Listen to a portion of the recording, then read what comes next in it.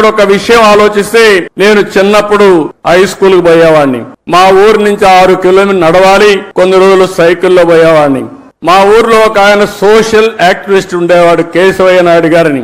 ఆయన పని ఎక్కడన్నా అడవుల్లోకి మేకలు వచ్చినా, అటవీ సంపద ఎవరన్నా కొట్టేస్తా ఉన్నా పిటిషన్లు పెట్టి యాక్షన్ తీసుకునే కార్యక్రమం చేసేవాడు. ఆ రోజు ఒక రోజు మేము వెళ్తా ఉంటే మమ్మల్ని అందరినీ పిలిచి, ఇది కాపాడాలి, మీ సహకారం కావాలని చెప్పి మా దగ్గర ఫారెస్ట్ ఆఫీసర్లకు ఫోన్లు చేపించాడు, మా దగ్గర లెటర్లు పెట్టించాడు. దానివల్ల ఫారెస్ట్ ఆఫీసర్లు వచ్చి ఇమీడియట్ గా యాక్షన్ తీసుకునేవాళ్ళు.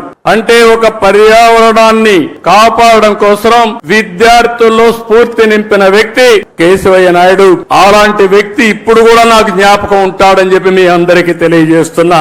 మీలో కూడా గుర్తుపెట్టుకోవాలి, పిల్లలు బాగా చదువుతున్నారు, నాలెడ్జ్ తో ముందుకు పోతున్నారు. భవిష్యత్ అంటే ఒక చదివే కాదు, నాలెడ్జే కాదు, మనం అన్ని రంగాల్లో అభివృద్ధి కావాల్సిన అవసరం ఉంది.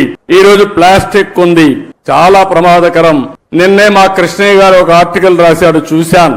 అడవుల్లో ఉండే ఏనుగులు కూడా ప్లాస్టిక్ తిని చనిపోతే దాన్ని పోస్ట్ మార్టం చేసి కొన్ని కేజీలు ప్లాస్టిక్ పేరుకుపోయింది. అంటే ఎంత ప్రమాదం మీరు ఆలోచించండి.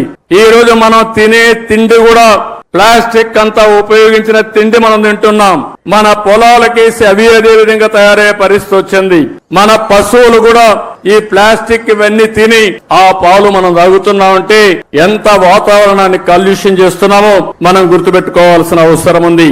అందుకే ఈ ప్రభుత్వం స్పష్టంగా స్వచ్ఛ ఆంధ్రప్రదేశ్ 3వ శనివారం నిర్వహిస్తున్నాం. నేను ఒకటే మీకు హామీ ఇస్తున్నా, రాష్ట్రంలో ఎక్కడ కూడా చెత్త కాదు, చెత్త నుంచి సంపద సృష్టించే అవకాశం మనకుందని చెప్పి కూడా నిరూపిస్తామని మరొక్కసారి మీ అందరికీ విజ్ఞప్తి చేస్తున్నాను. అందుకే ఈ రోజు చూస్తే గుంటూరులో మీరు చూస్తున్నారు, చెత్త నుంచి ఎనర్జీ కరెంట్ ఉత్పత్తి చేసే ప్లాంట్ పెట్టాం, విశాఖపట్నంలో పెట్టాం.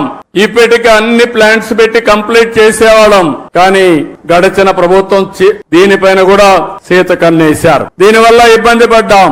ఈ రోజు నేను ఒకటే హామీ ఇస్తున్నాను, రాబోయే 3 సంవత్సరాల్లో ఇంకా ఒక 3 వేస్ట్ ఎనర్జీ ప్లాంట్స్ వస్తాయి. పట్టణ ప్రాంతాల్లో 90% చెత్తంతా తీసి, పొడి చెత్త తీసి ఎనర్జీగా చేసే పరిస్థితి వస్తుంది.